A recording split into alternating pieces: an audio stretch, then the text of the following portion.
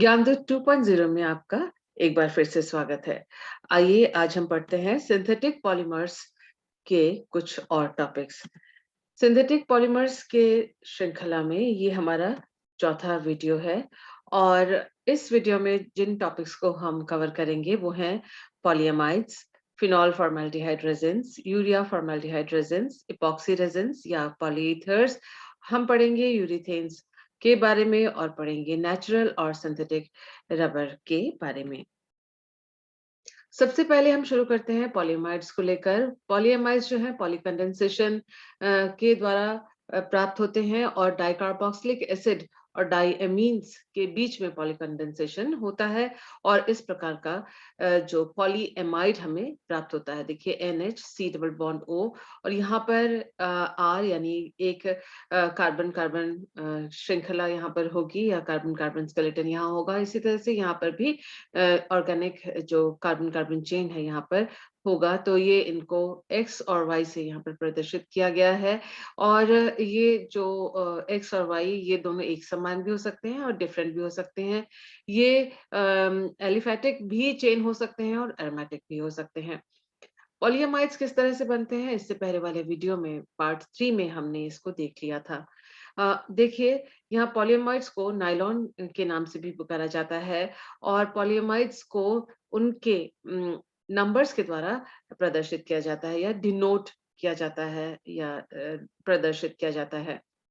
यहाँ पर पॉलीएमाइड है, मान लीजिए कि अगर डायमीन में 6 कार्बन हैं और डाइकार्बोक्सिलिक एसिड में अगर बीच में 4 कार्बन है और ये आसपास के कार्बोक्सिलिक कार्बन को शामिल करते हुए टोटल 6 होंगे क्योंकि ये वाला C और ये C तो टोटल 6 कार्बन। तो ऐसे में पहले एमीन का नाम लिखा जाता है जैसे नायलॉन 6 पहला वाला नंबर एमीन के लिए, एमीन के कार्बन के लिए और दूसरा 6 जो है वो कार्बोक्सिलिक एसिड या डाइकार्बोक्सिलिक एसिड में उपस्थित कार्बन के लिए होता है।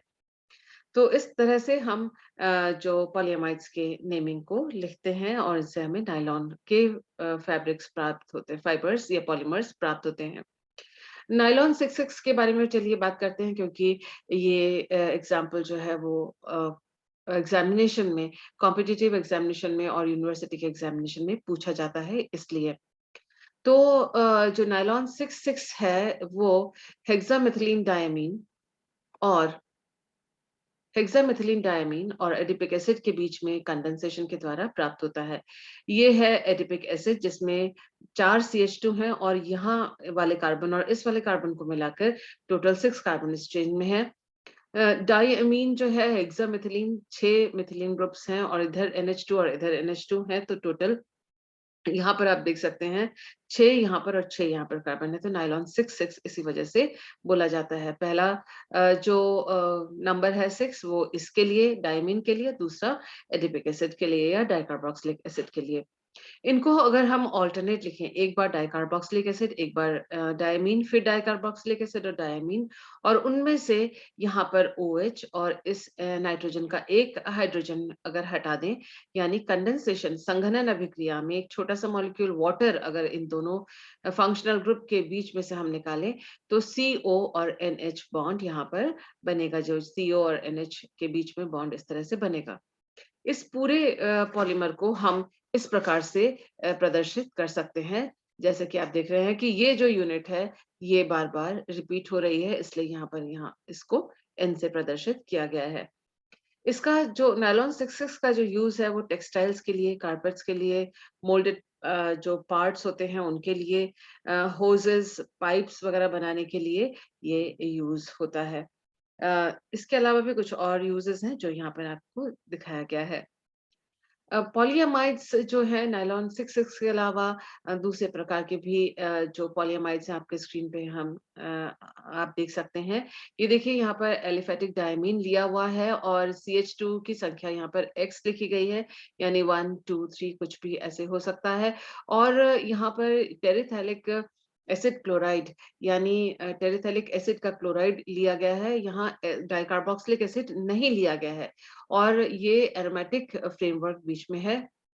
तो ये दोनों मॉलिक्यूल्स अगर हम अल्टरनेट लिखें तो नाइट्रोजन का एक H और एसिड क्लोराइड का Cl यानी एक HCl इन दोनों के बीच में से निकल जाएगा और ये है इसका कंडेंसेशन का जो बाई प्रोडक्ट ये निकल कर आया और इससे NH और CO के बीच में बॉन्ड बन गया। इसी तरह से इस COCl के इस पार भी अगर हम एक डाइमीन को लिखें तो वहां से भी एक Cl और इस NH2 का H यहाँ से हट जाएगा और इस तरह से कई HCl मॉलिक्यूल्स इसमें से निकल कर आ जाएंगे और हमें एमाइड लिंकेज प्राप्त होगा, जैसा कि आप यहाँ पर देख रहे हैं। जो पॉलीमर है उसका एक सिरे का एंड ग्रुप है NH और दूसरे का है COCl। तो इस तरह से ये जो है रिपीट यूनिट इस पॉलीमर में प्राप्त होगा।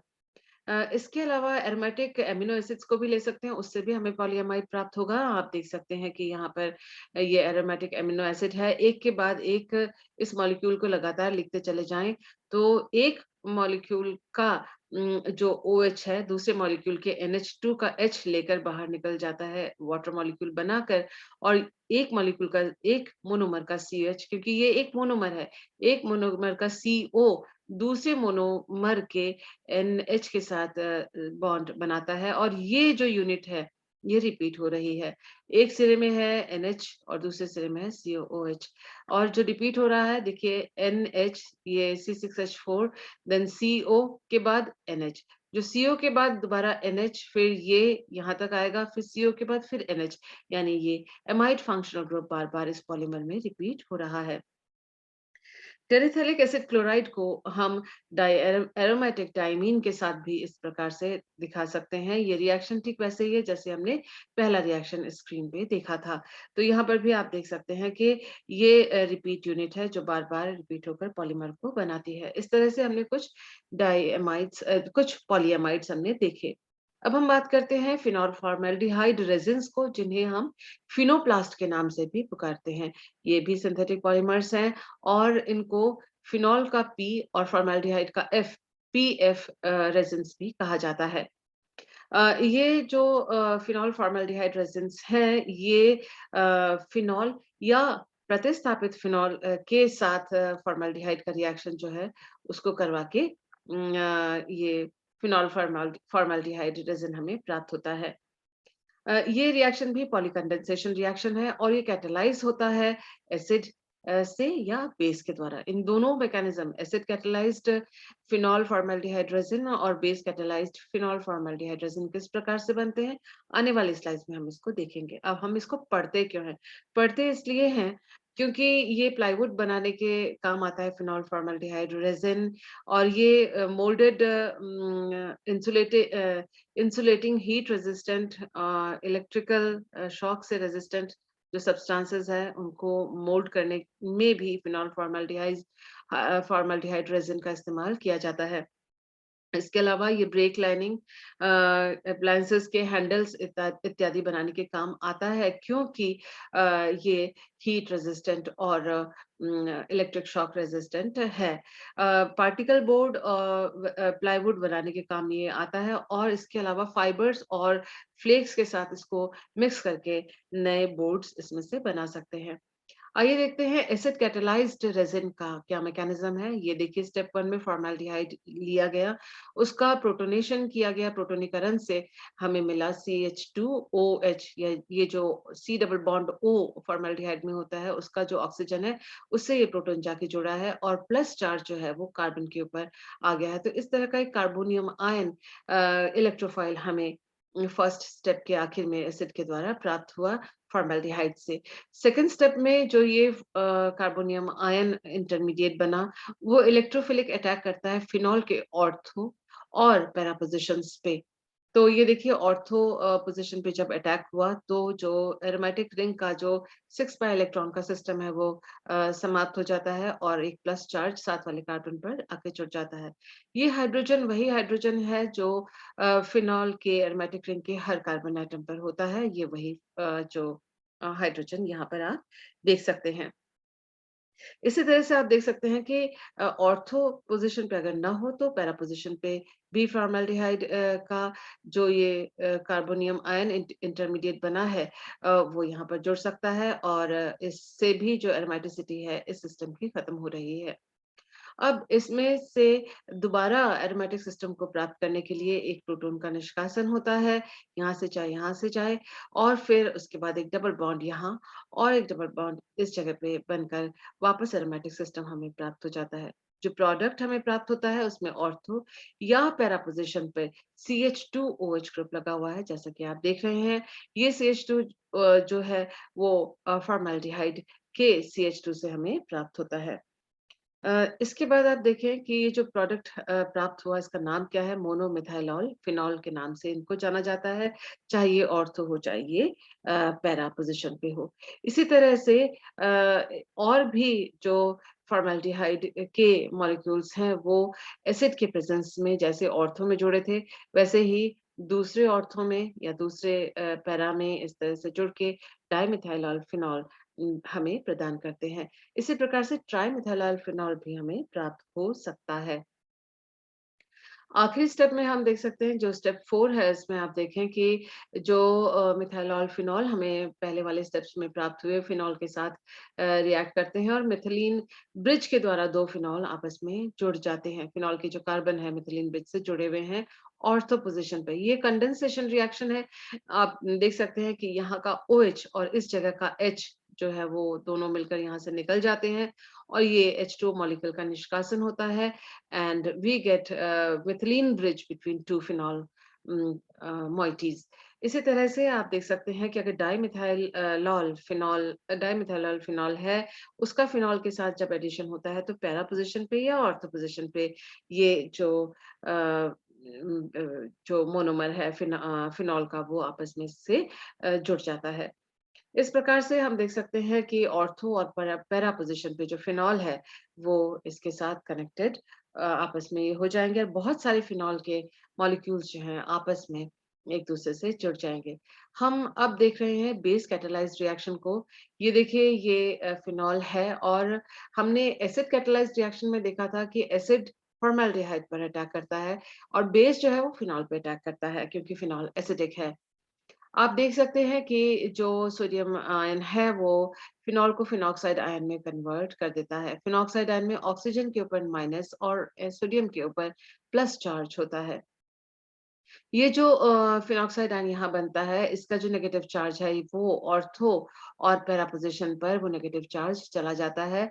नेगेटिव चार्ज अगर ऑर्थो के कार्बन पर हो या पैरा के कार्बन पर हो, तो वो एक न्यूक्लियोफाइल की तरह कार्य करता है और C डबल बॉन्ड O जो फ़ॉर्मल्डिहाइड का होता है, उस कार्बोनाइल कार्बन पर ये फिनॉक्साइड आयन अटैक करके कार्बन-कार्बन बॉन्ड इस प्रकार का बनाता है।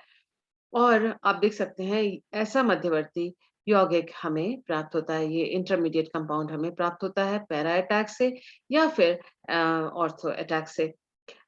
ये जो है इसमें आप देख सकते हैं कि फर्दर जो है इसमें से स्टेबलाइज्ड रिंग हमें प्राप्त होने के लिए यहाँ देखिए जो बेंजीन रिंग की जो एरोमेटिसिटी थी वो यहाँ खत्म हो गई है।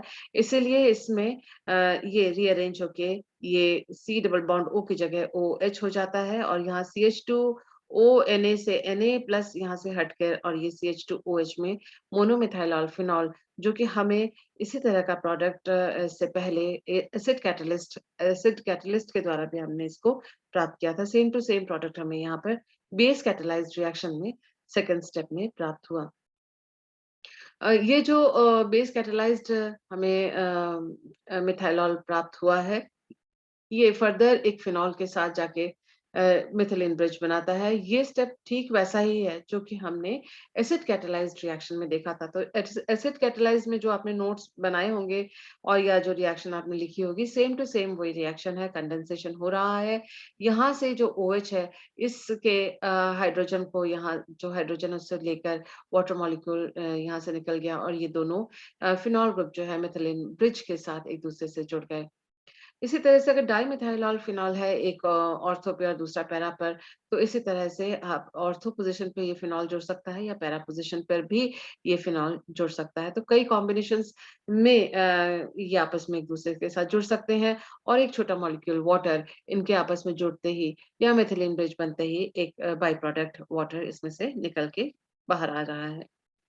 फिनॉल फॉर्मेल्डिहाइड रेज़िन्स को हम 2 तरह से डिवाइड करते हैं, 2 नामों से पुकारते हैं। एक वो जब फॉर्मेल्डिहाइड और फिनॉल का जो रेशियो है, अनुपात है वो लेस देन 1 है, यानी फॉर्मेल्डिहाइड का अनुपात अगर कम है तो जो फिनॉल फॉर्मेल्डिहाइड रेज़िन हमें प्राप्त होता है, उसे नोवोलैक या बेकेलाइट रेज़िन कहते हैं।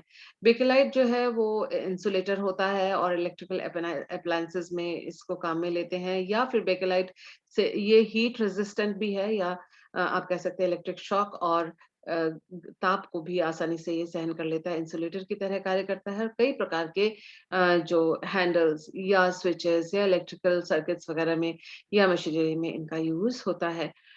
ये लीनियर मॉलिक्यूल बनाते हैं क्यों? क्योंकि फॉर्मेल्डिहाइड की मात्रा जो है वो कम है। आप देख सकते हैं कि यहाँ जो फिनॉल के जो मॉलिक्यूल्स हैं आपस में ये CH2 ब्रिज के द्वारा ही जुड़े हुए होते हैं। क्रॉस लिंकिंग इसमें क्यों नहीं हो पाती है? वो इसलिए क्योंकि इसमें जो CH2 की मात्रा वो कम है, तो CH2 एक ही जगह से जुड़कर ये फिनॉल के साथ लीनियर मॉलिक्यूल्स बनाता है।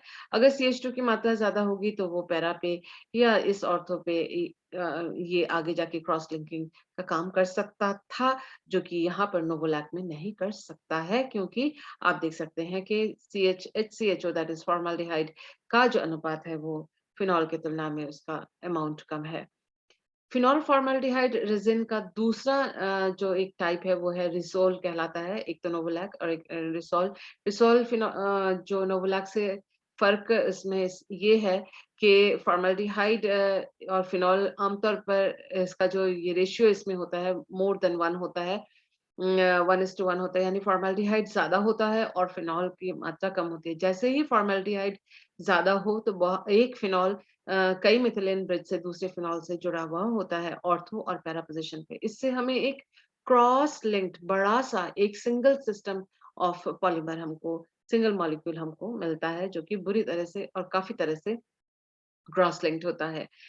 ये जो रेज़िन होता है इसकी शेल्फ लाइफ़ जो है वो कम होती है क्योंकि ज़रा-सा हीट करते ही पूरी तरह से जो है वो क्रॉस लिंक्ड हो जाता है।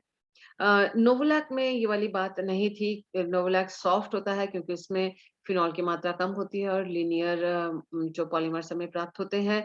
यहाँ फिनॉल के अनुपात में फॉर्मल्डिहाइड ज़्यादा होने की वजह से एक-एक फिनॉल 2 या 3 फॉर्मल्डिहाइड मॉलिक्यूल से दूसरे फिनॉल से जुड़ा हुआ होता है और इसी वजह से रिसॉल जो है वो हार्ड होते हैं और नोवोलैक वो सॉफ्ट होते हैं। रिसॉल को लैमिनेट करने के लिए लिसॉल का इस्तेमाल किया जाता है। पेपर, फैब्रिक या क्लॉथ वगैरह को रिसॉल से इम्प्रेग्नेट करके या उसमें एब्ज़ॉर्ब करवा के हम कड़क या हार्ड सरफेस जो कि हीट और इलेक्ट्रिसिटी रेज़िस्टेंट है हीट रोधी या ऊष्मारोधी या इलेक्ट्रिसिटी के प्रति इंसुलेटेड ऐसे लैमिनेशन का हम तैयार कर सकते हैं। यहाँ आपके स्क्रीन पे है एक 3D क्रॉस लिंक्ड पॉलीमर रिसॉल का आप देख सकते हैं। एक फिनॉल का जो मॉलिक्यूल है वो 1, 2 और 3 मिथिलिन ब्रिज से दूसरे फिनॉल्स से ये जुड़ा हुआ होता है। नोवोलैक और resol important cross linked phenol formaldehyde polymers हैं। अब हम नेक्स्ट बात करते हैं यूरिया फॉर्मल्डिहाइड रेज़िन्स की ये भी पॉलीकंडेंसेशन के द्वारा बनते हैं। ये देखिए ये यूरिया है, ये फॉर्मल्डिहाइड है और यूरिया के जो नाइट्रोजन के जो हाइड्रोजन्स हैं, वो फॉर्मल्डिहाइड के साथ CH2OH बनाते हैं। एक-एक नाइट्रोजन में 2 हाइड्रोजन हैं, तो ये 2 फॉर्मल्डिहाइड मॉलिक्यूल से एक-एक नाइट्रोजन जुड़ सकता है। एक यूरिया मॉलिक्यूल में यानी 4 फॉर्मल्डिहाइड के मॉलिक्यूल्स जुड़ सकते हैं।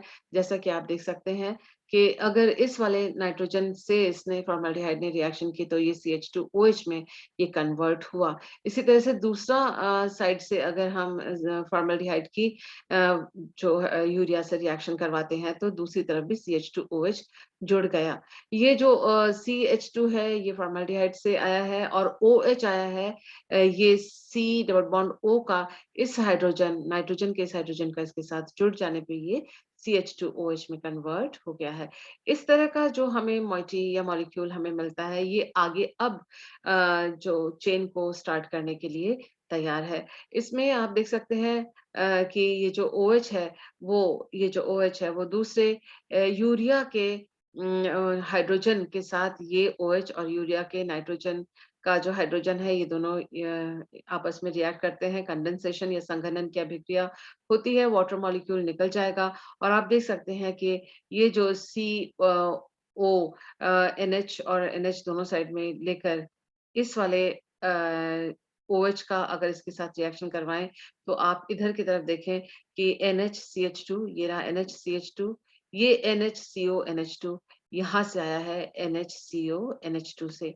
तो जहाँ-जहाँ C डबल बॉन्ड O है उसके दोनों तरफ NH NH होंगे और ये है यूरिया फॉर्मेल्डिहाइड पॉलीमर की पहचान और ये NHCO NH जो है वो CH2 से बॉन्डेड होंगे। तो कुल मिला के ये जो चीज़ है वो ये जो हिस्सा है वो यूरिया फॉर्मेल्डिहाइड जो पॉलीमर है उसकी ये पहचान है और ये बार-बार रिपीट होगा यहाँ से लेकर यहाँ तक यानी CH2 के बाद फिर दोबारा NHCO NHCH2 फिर दोबारा NHCH2 और ये हिस्सा आएगा यूरिया से, ये हिस्सा आएगा पॉलीमर्स फॉर्मेल्डिहाइड से।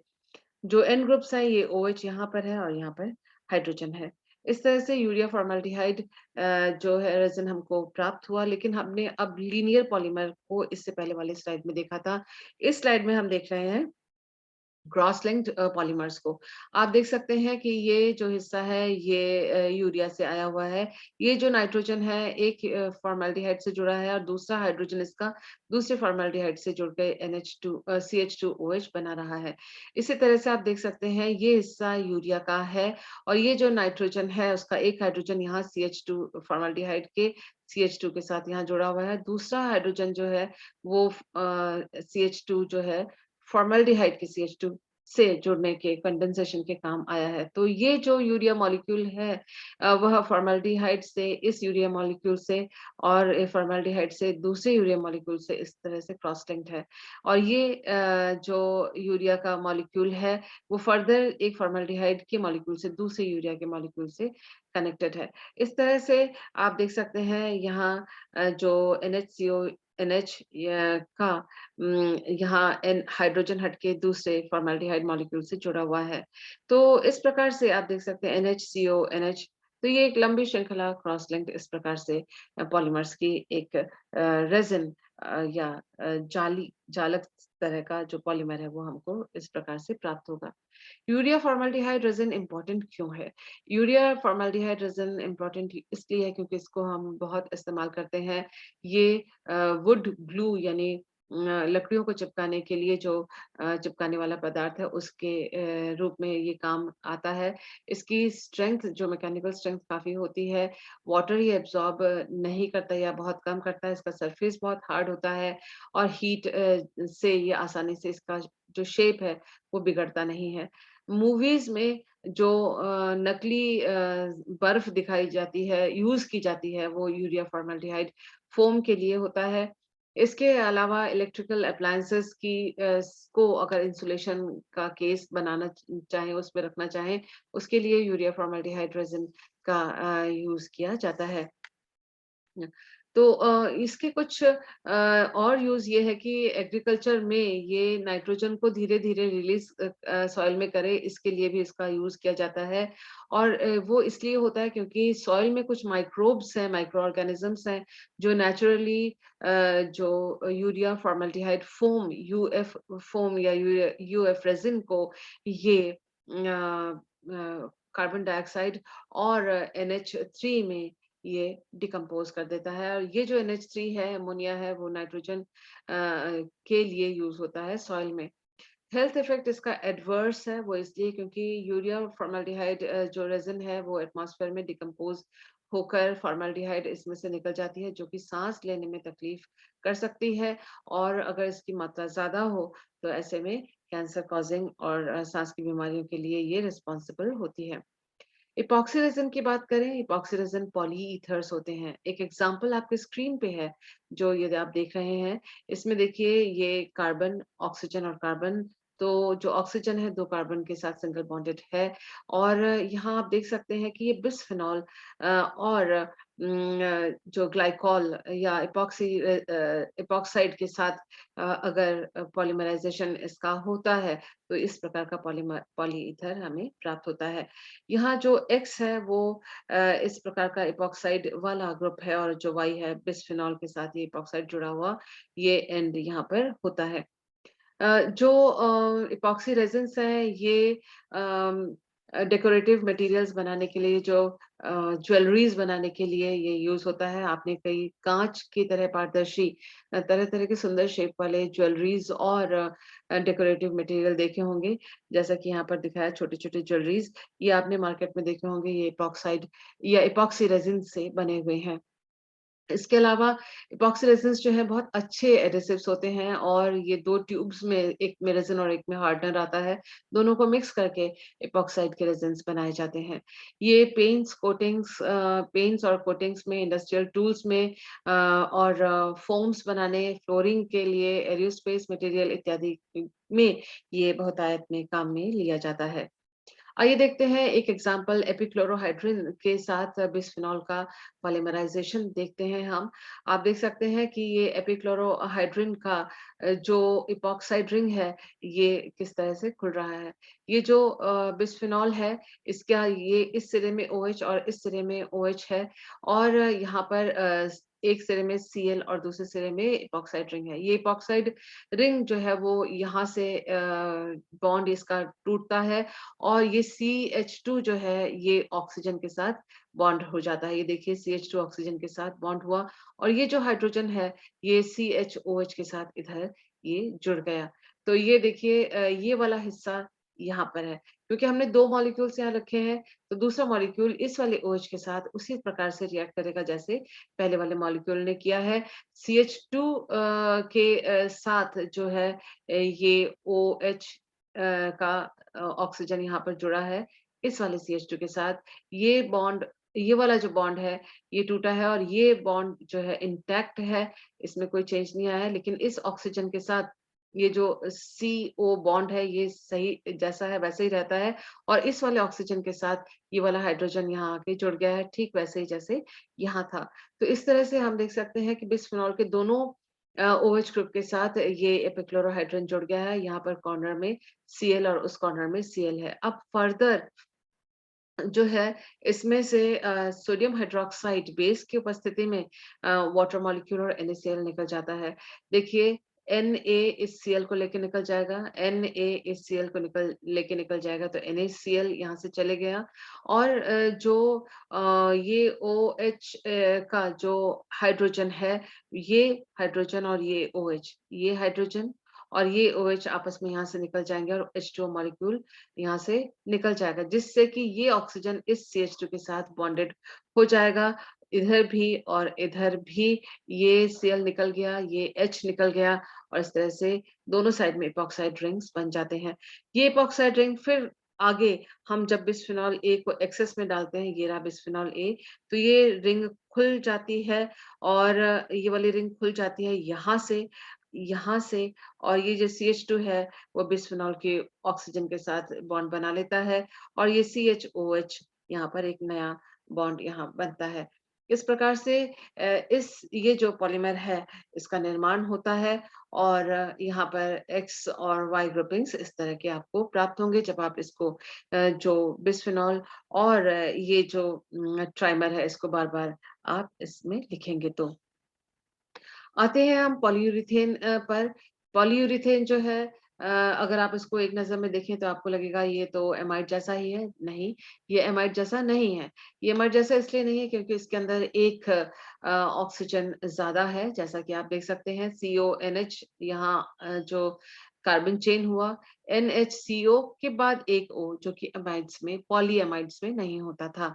तो जो इस ऑक्सीजन, इस एक्स्ट्रा ऑक्सीजन के कारण पॉलीयूरेथेन का जो फ़ॉर्म होता है या पॉलीयूरेथेन का जो पॉलीमर होता है, पॉलीमर चेन, वो ज़्यादा सॉफ्ट या फ्लेक्सिबल होता है और इसका मेल्टिंग पॉइंट कम होता है पॉलीएमाइड की तुलना में। तो यहाँ स्क्रीन पे आपके एग्ज़ाम्पल है, एक है पॉलीयूरेथेन यहाँ लिखा हुआ है जिसका मेल्टिंग पॉइंट है 150 डिग्री सेंटीग्रेड और आप देख सकते हैं नायलॉन 6 दोनों में जो है 6-6 कार्बन हैं।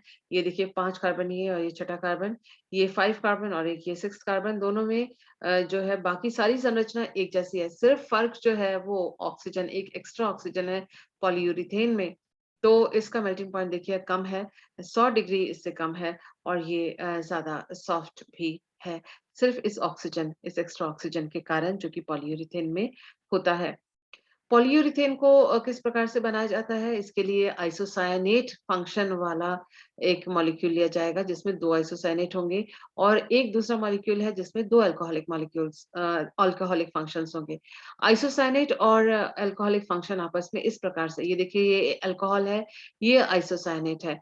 जो अल्कोहल का H है वो नाइट्रोजन, सायनेट का नाइट्रोजन के साथ ये ऐड हो रहा है और ये जो N और C के बीच में डबल बॉन्ड है, वो अब सिंगल बॉन्ड में चेंज हो रहा है। इसके साथ ही आप देखें कि जो C है C डबल बॉन्ड O, वो OR के साथ बॉन्ड बना रहा है। ये ऑक्सीजन और हाइड्रोजन के बीच का जो ये बॉन्ड है, ये टूट जाता है। तो इस तरह का जो फंक्शनल ग्रुप है, वो पॉलीयूरेथेन में होता है। यहाँ हमने इसको एक-एक फंक्शनल ग्रुप से दिखाया है और जब पॉलीमराइज़ेशन होता है तो डाई फंक्शनल जो कंपाउंड्स होते हैं यानी डायोल्स या पॉलीओल्स और डाई आइसोसाइनेट या ट्राई आइसोसाइनेट के द्वारा हम इस पॉलीमराइज़ेशन को अ, होते हुए देखते हैं।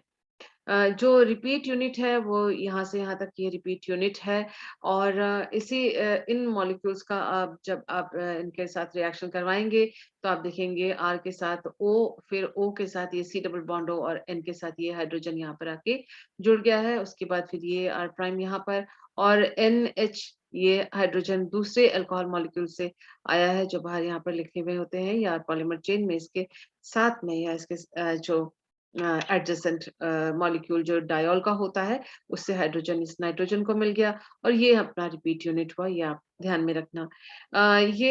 जो पॉलीयूरेथेन फ़ोम है, PUF के नाम से जाना जाता है और एडवर्टाइज़मेंट के सेक्टर में इसका नाम एडवर्टाइज़मेंट में काफ़ी यूज़ किया जाता था और फ्रिज के डोर वगैरह बनाने में भी ये काम आता है।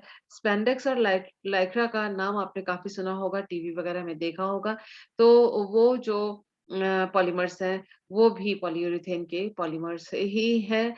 इसके अलावा हवा से फुलाए जाने वाले boat Surf boat, tennis racket adhesive adhesive यानी 2 अलग-अलग मटेरियल को आपस में जोड़ने के काम, इन सब काम में ये पॉलीयूरेथेन के जो पॉलीमर है, वो यूज़ में आता है। अब हम बात करते हैं नेचुरल और सिंथेटिक रबर के बारे में। इलास्टोमर उस पॉलीमर को कहते हैं जिसको अगर हम फ़ोर्स लगा के खींच लें, वापस फ़ोर्स को हटा देने पर वो अपने स्थान पर ओरिजिनल शेप में आ जाता है। तो नेचुरल और सिंथेटिक रबर इलास्टोमर है और नेचुरल रबर जो है वो एक बायोपॉलीमर है क्योंकि इसका बायोसिंथेसिस होता है ट्री में और जो प्लांट है नॉट ट्री प्लांट जो है दैट इज़ हेविया ब्राज़िलियनेसिस तो ये हेविया ब्राज़िलियनेसिस से ये लेटेक्स प्राप्त होता है और उसमें रबर होता है और सिंथेटिक रबर्स जो है मैन मेड पॉलीमर्स हैं और उन सिंथेटिक रबर्स की जो मैकेनिकल स्ट्रेंथ या वियर एंड टियर जो है वो कम होती है, मैकेनिकल स्ट्रेंथ इसका ज़्यादा होता है। नेचुरल रबर जो है वो आइसोप्रीन का पॉलीमर होता है। आइसोप्रीन क्या है? आइसोप्रीन है 1,3-ब्यूटाडाइन के दूसरे कार्बन पर एक मिथाइल ग्रुप अगर जुड़ा हुआ हो तो 2-मिथाइल 1,3-ब्यूटाडाइन ही आइसोप्रीन है। नेचुरल रबर में जो पॉलीमर चेन है उसमें डबल बॉन्ड्स जो होते हैं 1,3-ब्यूटाडाइन के ये 2-मिथाइल 1,3-ब्यूटाडाइन के आपस में ऐड होने पर जो फिर भी डबल बॉन्ड जो चेन में बच जाते हैं, उनका कॉन्फ़िगरेशन Z कॉन्फ़िगरेशन होता है। Z यानी ज़िसोमेन, यानी एक तरह के ग्रुप एक साइड में हों तो उसे कहते हैं हम Z कॉन्फ़िगरेशन। डबल बॉन्ड के एक साइड में दोनों ग्रुप्स होते हैं, जिसकी वजह से इस Z कॉन्फ़िगरेशन की वजह से जो रबर है उसमें इलास्टिसिटी या इलास्टोमेरिक प्रॉपर्टीज़ होती हैं। नेचुरल रबर के जो अधिकतर नेचुरल रबर आइसोप्रीन मोनोमर से बना हुआ जेड स्टीरियोकेमिस्ट्री का होता है, लेकिन गट्टा-पर्चा भी नेचुरली अकरिंग होता है। इसमें ई स्टीरियो केमिस्ट्री होती है, यानी ई यानी एंटीजन, यानी डबल बॉन्ड के दोनों विपरीत दिशाओं में समान समूह जो होते हैं, समान आकार के समूह या एक तरह के समूह होते हैं। आइए हम देखते हैं, दिस इज़ सिस पॉलीमर या जेड स्टीरियोकेमिस्ट्री वाला ये पॉलीमर है। आप देख सकते हैं ये डबल बॉन्ड जो सी और सी के बीच में डबल बॉन्ड है, उसकी एक जिस तरफ CH3 है उसी तरफ हाइड्रोजन है। इस कार्बन के में 2 ग्रुप जुड़े हुए हैं, एक ये लंबा-सा ग्रुप और ये एक छोटा-सा ग्रुप। इसी कार्बन में एक लंबा-सा ग्रुप और ये छोटा-सा ग्रुप। दोनों छोटे ग्रुप अगर एक तरफ है, same group on the same side, तो ज़ेड आइसोमर हुआ। तो इस तरह से ये वाली संरचना है पॉली आइसोप्रीन की, जो कि सिस कॉन्फ़िगरेशन है, यानी ज़ेड स्टीरियोकेमिस्ट्री वाला है।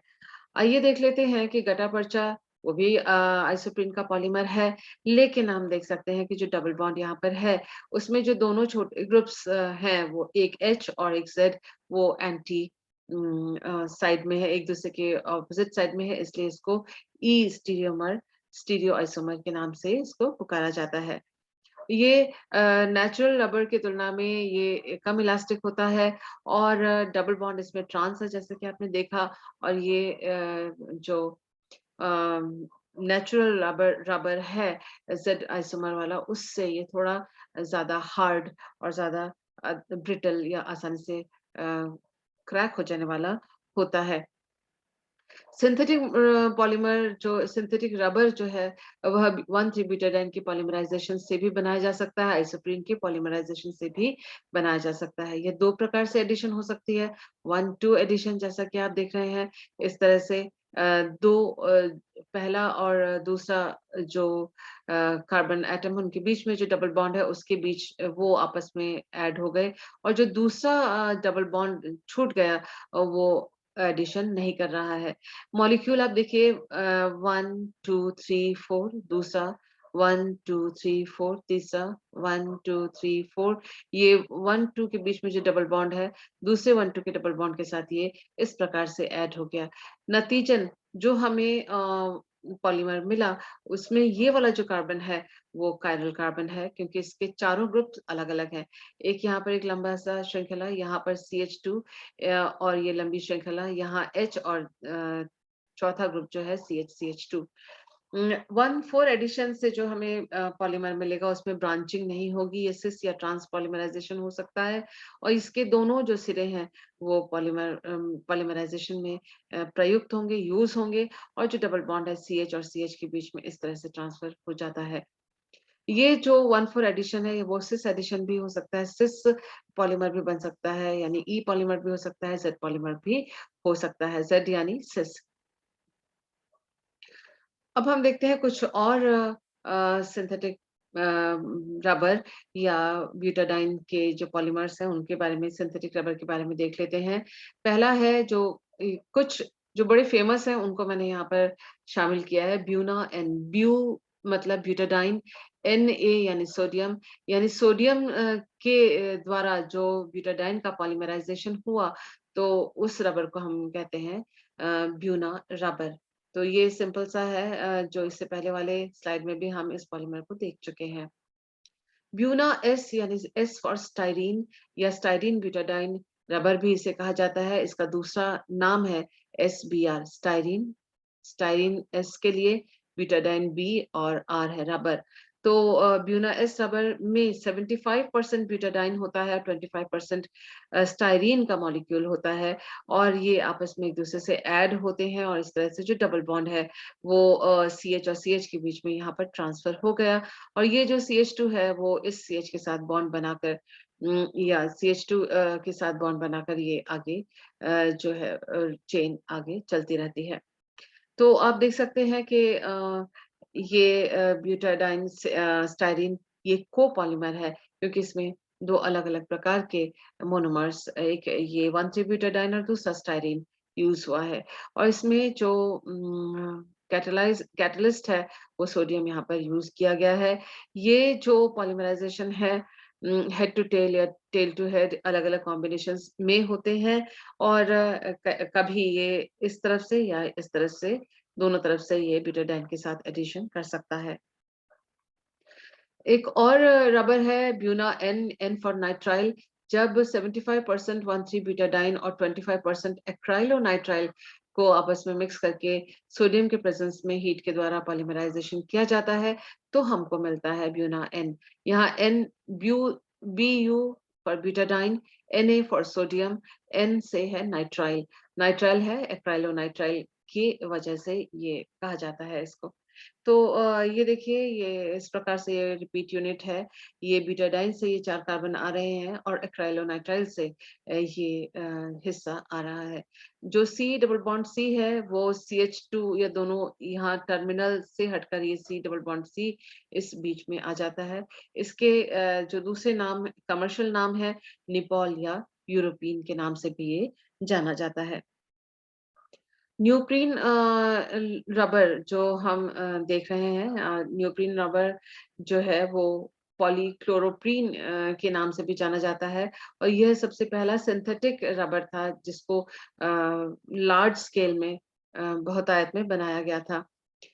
इसमें रिपीट यूनिट ये वाला है, CH2CCl double bond CH single bond CH2N, यानी ये हिस्सा बार-बार रिपीट होगा। यहाँ से यहाँ तक आने के बाद फिर दोबारा CH2CCl डबल बॉन्ड CH2 फिर दोबारा ये, और ये आपस में बंधे हुए होंगे। सबसे पहले देख लेते हैं कि एसिटिलीन से हमें ब्यूटाडाइन इसके एडिशन से हमें पॉलीमराइजेशन से हम डाइमराइजेशन से हमको ये मॉलिक्यूल मिलता है। और इसका जब हम HCl और CuCl के प्रेजेंस में इसका रिएक्शन करवाते हैं, HCl ऐड करवाते हैं इसमें कॉपर क्लोराइड के प्रेजेंस में, तो यहाँ देख सकते हैं जहाँ पर हाइड्रोजन ज्यादा है उस पे ये हाइड्रोजन मार्कोनिकॉफ नियम के अनुसार H2 हुआ ये, और Cl उस कार्बन पे जोड़ा जहाँ पर हाइड्रोजन की संख्या कम थी। तो ये मिला हमको जो क्लोरोप्रीन मिला है हमको, और क्लोरोप्रीन का 1,4 एडिशन जब करवाते हैं तो हमें पॉलीक्लोरोप्रीन या नियोप्रीन रबर इस प्रकार से प्राप्त होता है। ये एडिशन हुआ 1 और 4 एडिशन होता है, और ये वाला यूनिट जो है वो रिपीट होता जाता है। किस प्रकार से हुआ, अगर आप इसको खोलकर देखना चाहते हैं तो इन मॉलिक्यूल को बार-बार इसी तरह से आप लिखते चले जाएं और उसमें एडिशन रिएक्शन कराएं दोनों सिरों में, तो आपको ये पॉलीमर प्राप्त होगा। वल्केनाइजेशन ऑफ रबर भी एक इम्पॉर्टेंट पार्ट है। वल्केनाइजेशन का मतलब है जो पॉलीमर्स हमें रबर के नेचुरल पॉलीमर जो है वो रेखीय या लीनियर पॉलीमर होते हैं, वो क्रॉस लिंक्ड नहीं होते। उनको जब सल्फर के साथ ट्रीट किया जाता है तो ये डबल बॉन्ड जो है वो सिंगल बॉन्ड में परिवर्तित हो जाते हैं, और उनके बीच में ये सल्फर आके जुड़ जाता है। इस तरह से जो पॉलीमर चेन है आइसोप्रीन के, वो आपस में सल्फर के द्वारा जुड़ जाते हैं। ये सबसे पहले चार्ल्स गुडियर ने 1839 में इस प्रोसेस को डिस्कवर किया था। इससे जो पॉलीमर के चेन है वो उनके क्रॉस लिंकिंग होने से वियर टियर आसानी से नहीं होता, यानी घिसते नहीं है, घिस के ये नष्ट नहीं होते हैं, कम इलास्टिसिटी होती है, और यही वजह है कि वल्केनाइज्ड रबर को ही हम टायर में इस्तेमाल गाड़ियों के टायर बनाने में इस्तेमाल कर सकते हैं। ये जो लंबे जो जेड पॉलीमर होते हैं नेचुरली अकरिंग जो जेड पॉलीमर्स होते हैं आइसोप्रीन के, वो इस प्रकार से सल्फर के द्वारा जुड़ जाते हैं। इसमें इस ट्रीटमेंट के लिए 3 से लेके 5% सल्फर का इस्तेमाल किया जाता है।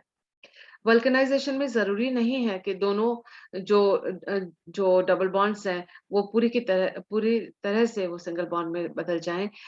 कई बार एक डबल बॉन्ड कन्वर्ट होता है और कुछ डबल बॉन्ड कन्वर्ट नहीं होते हैं, जैसा कि आप यहाँ पर देख रहे हैं। इसके अलावा सल्फर के क्लोराइड के साथ भी वल्केनाइजेशन किया जाता है। ये दोनों पॉलीमर चेन्स हैं और S2Cl2 से इसका वल्केनाइजेशन किया गया है, क्रॉस लिंकिंग किया गया है और आप देख सकते हैं कि डबल बॉन्ड जो है उसमें एक में तो सल्फर जुड़ गया, ये रहा, और दूसरे में Cl जुड़ गया है, वो आप देख सकते हैं इस प्रकार से। तो ऐसे भी हम वल्केनाइजेशन कर सकते हैं। जब वल्केनाइजेशन पे आपको शॉर्ट नोट लिखने के लिए आए या नोट्स लिखने के लिए आए, तो आप इस प्रकार से तरह-तरह के वल्केनाइजेशन को अपने आंसर में लिखकर अपने आंसर को बेहतरीन बना सकते हैं।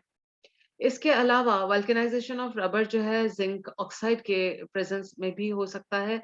देखिए जो क्लोरो वाला जो हमें पॉलीमर मिला था या क्लोरोप्रीन से भी हम अगर हम कर सकते हैं तो ऐसे में जो ज़िंक ऑक्साइड के साथ ये ईथर लिंकेज बन सकता है और जो Cl और Cl है उसको ज़िंक लेकर यहाँ से निकल सकता है।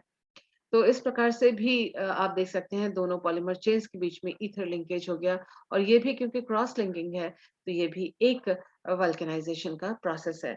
मुझे उम्मीद है आज की इस वीडियो की जानकारी आपके लिए बहुत उपयोगी साबित होगी एग्जामिनेशन के लिए। All the best for your upcoming examinations and thank you for being with me.